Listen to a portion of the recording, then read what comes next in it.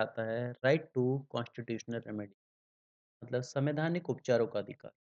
अब संवैधानिक उपचारों का अधिकार देखने से पहले मैं आपको एक चीज़ और बता दूँ, जैसे हमने जितने फंडामेंटल राइट देखे, हमने अलग-अलग टाइप के फंडामेंटल राइट देखे, टोटल हमने 7 फंडामेंटल राइट हैं, जिसमें एक राइट टू प्रॉपर्टी हमारा हट चुका है। तो एक्चुअल में आज के टाइम में जो है 6 हमारे फंडामेंटल राइट बचे हुए हैं। तो वो फंडामेंटल राइट कॉन्स्टिट्यूशन ने हमको बता दिए कि ये फंडामेंटल राइट हमें मिलेंगे। तो अगर जैसे किसी पर्सन के फंडामेंटल राइट का वॉल्यूशन होता है, ठीक है? तो जब तक उनके वॉल्यूशन होने पे हमें वो सुविधा प्राप्त ना हो, ताकि हम उन वॉल्यूशन के खिलाफ बात कर सकें या उन जो हमारा फंडामेंटल राइट का जो वॉल्यूशन हो रहा है, उन वॉल्यूशन को हम बच सकें, उस वॉल्यूशन के हमारा वॉलेट ना हो, हमें सारे फंडामेंटल राइट मिलते रहें। तो जब तक कोई ऐसा संसाधन नहीं होगा, ठीक है? जब तक कोई ऐसी व्यवस्था नहीं होगी, तब तक ऐसे सारे जितने भी हमें फंडामेंटल राइट मिले हैं, सब क्या है, कोई भी मीनिंगलेस हैं। तो यहाँ पर ये हमें सुविधा प्रोवाइड की गई है आर्टिकल 32 के अंदर, ठीक है, कि हमारे जो फंडामेंटल राइट मिले हैं, उसके लिए एक इफेक्टिव मशीनरी होगी जो उन फंडामेंटल राइट को इन्फोर्स कराएगी, अगर वो नहीं मिलते हैं तब। तो ये हमारे आर्टिकल 32 बोलता है कि remedies for enforcement of right conferred by this part. इस पार्ट के अंदर जो भी हमारे फंडामेंटल राइट बताए गए हैं, उन फंडामेंटल राइट को इन्फोर्स कराया जाएगा। Declaration of fundamental right is meaningless, useless and worthless without providing effective machine for their enforcement. तो यहाँ पर एक इफेक्टिव मशीनरी इन्फोर्स करने के लिए उन फंडामेंटल राइट को देने की कोशिश की गई है। कि कौन सी वो इफेक्टिव मशीनरी होगी, जिस मशीनरी के थ्रू हम क्या कर सकते हैं, अपने फंडामेंटल राइट को प्रोटेक्ट कर सकते हैं। और ये जो है इसी बेस पर ये हमारे संविधान का सबसे ज़्यादा इम्पोर्टेंट आर्टिकल माना जाता है। ठीक है? क्योंकि जब तक हम फंडामेंटल राइट मिल रहेंगे उनका कोई मतलब नहीं, जब तक उनके हमारी व्यवस्था ना हो कि उनका हनन ना हो। हनन होगा तो हम क्या कर सकते हैं? ठीक है? और अगली चीज़ बोली गई है कि इसको बोला गया है that is the basic feature of constitution. Supreme court ने इसको बोला है कि ये जो आर्टिकल है वो संविधान का बेसिक फीचर है। इस बिहाफ़ पर इस आर्टिकल को चेंज भी नहीं किया जा सकता। ठीक है? तो स्टेट आर्टिकल 32 के अंदर कोई भी चेंजिंग नहीं कर सकता। मतलब हर पर्सन की जो फंडामेंटल राइट है उसे सिक्योर करता रहेगा हमेशा सुप्रीम कोर्ट। तो यहाँ पर हमें मिलता है right to move supreme court by appropriate proceeding for enforcement of fundamental right is guaranteed. हमारे जो फंडामेंटल राइट हमें प्रोवाइड होते हैं उसको हम एनफोर्स कराने के लिए कोर्ट जा सकते हैं, जहाँ से हमको फंडामेंटल राइट गारंटीड प्रोवाइड होंगे ही। तो इसी वजह से इसको बोला गया है, सुप्रीम कोर्ट को बोला गया है, सुप्रीम कोर्ट क्या है? Defender and guarantor of fundamental right. तो हमारे फंडामेंटल ना होंगे, ना हो, इसको डिफेंड भी करता है, अगर होते हैं तो उसकी गारंटी प्रोवाइड करता है कि हम आपको फंडामेंटल राइट दिलवा के रहेंगे। इसी वजह से उनको बोला जाता है defender and guarantor of fundamental right.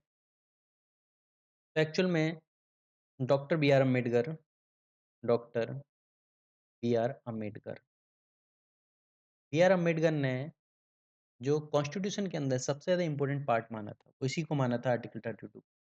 बताया था कि आर्टिकल 32 जो है वो कॉन्स्टिट्यूशन की आत्मा है, soul of constitution of India. Bharat के संविधान की आत्मा है 32। इसको बोला गया था कि this is soul of and heart of constitution. तो भारत के संविधान की आत्मा और दिल, इसको बोला गया है आर्टिकल 32। इसी बिहाफ पे कि जब तक हमारे पास आर्टिकल जो फंडामेंटल राइट हैं, जब उनको कोई फ़ायदा ही नहीं है, तब तक हमें हमें ये नहीं पता होगा कि कैसे वो मिलेंगे, क्या उनका तरीका होगा। तो इसी टाइप से अलग-अलग कंट्री में जैसे यूएसए के अंदर भी हम फंडामेंटल राइट देख रहे हैं, वहाँ भी सुप्रीम कोर्ट को जुडिशियल रिव्यू का अधिकार है उन बिहाफ पर। इसी टाइप से भारत के अंदर भी हमें इन सुप्रीम कोर्ट जो है इन चीज़ों को देख सकता है, और ये चीज़ मेंशन की गई है आर्टिकल 32। और यही चीज़ और हाई कोर्ट भी कर सकता है। हाई कोर्ट के लिए बोला गया है हाई कोर्ट आर्टिकल 2 टू 6 226 के अंदर वो भी क्या कर सकता है, फंडामेंटल राइट का वॉल्यूशन होता है तो हाई कोर्ट भी जा सकते हैं। ज़रूरी नहीं है हम सुप्रीम कोर्ट ही जाएँ, हाई कोर्ट भी जाने का हमारे पास ऑप्शन है। लेकिन सुप्रीम कोर्ट को क्या मिली हुई है? Supreme court have the original and wide jurisdiction.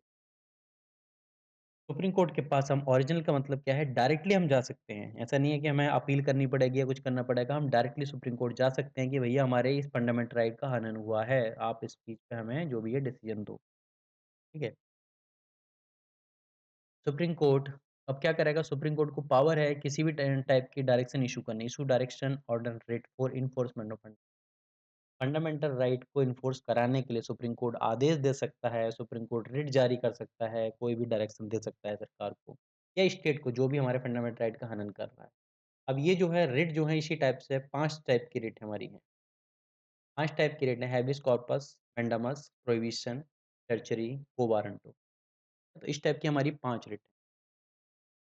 इसके अलावा बोला गया है कि पार्लियामेंट को एम्पावर किया गया है कि किसी भी कोर्ट को वो क्या कर सकता है, फंडामेंटल राइट के रिगार्ड या रिट जारी करने के लिए या डायरेक्शन या ऑर्डर जारी करने के लिए वो क्या कर सकता है, फंडामेंटल राइट के लिए जो इन्फोर्स कराने के लिए किसी भी कोर्ट को पार्लियामेंट एम्पावर कर सकता है।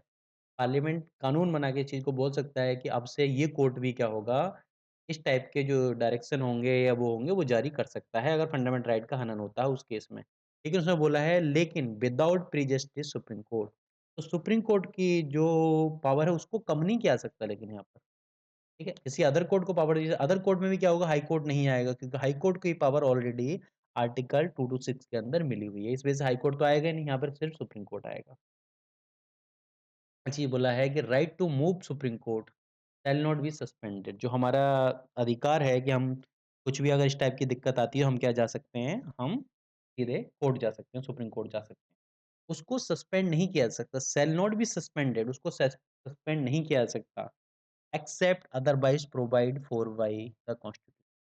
अगर कॉन्स्टिट्यूशन ऐसा कोई तरीका प्रोवाइड नहीं किया है, उसके बिना इस जो हमारे सुप्रीम कोर्ट जाने के अधिकार को सस्पेंड नहीं किया जा सकता और सुप्रीम भारत के संविधान में जो ये तरीका दिया गया है, वो दिया गया है कि जब नेशनल इमरजेंसी लगी हो, जब नेशनल इमरजेंसी इमरजेंसी वाले चैप्टर में हम देखेंगे इस चीज़ को, नेशनल इमरजेंसी लगी हो, आर्टिकल 359 में इस चीज़ को मेंशन किया गया है कि जब नेशनल इमरजेंसी आर्टिकल 352 में लगती है।